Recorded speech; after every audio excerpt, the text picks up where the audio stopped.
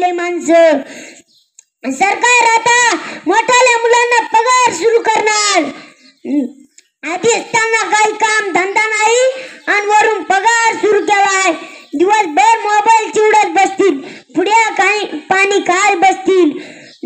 मोबाईलवर गेम खेळून त्यांचे डोके हँग झाले. आता तर त्यांना वरून पगार सुरू केलाय.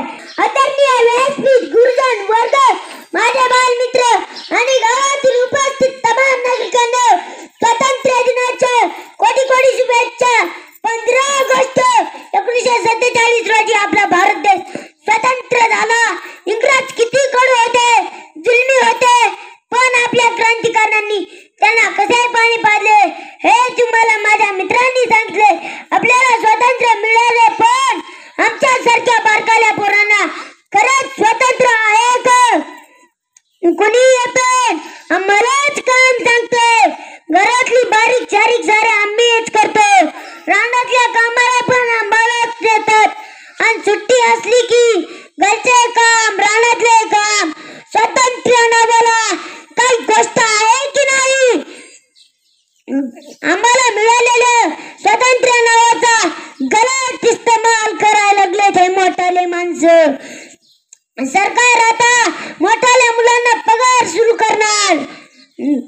आधी असताना काही काम धंदा नाही आणि वरून पगार सुरू केलाय.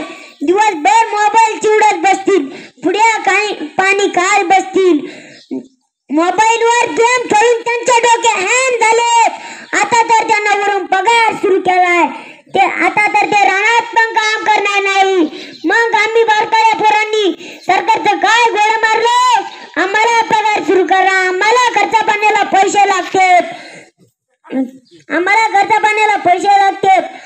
सरकारने एक बारीक सारीक लाडक्या लेकरू योजना आणावी आणि सरसकट बारकाल्या मुलांना पगार सुरू करावा.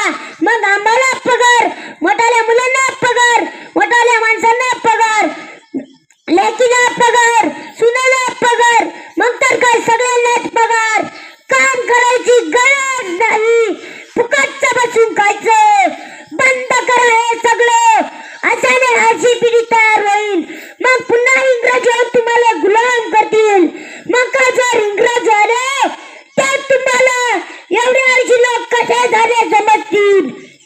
म्हणून तुम्हाला अवताला नाही तर नांगराला झुकतील. म्हणून म्हणतो शाने व्हा, कष्ट करा, कष्टाशिवाय पर्याय नाही.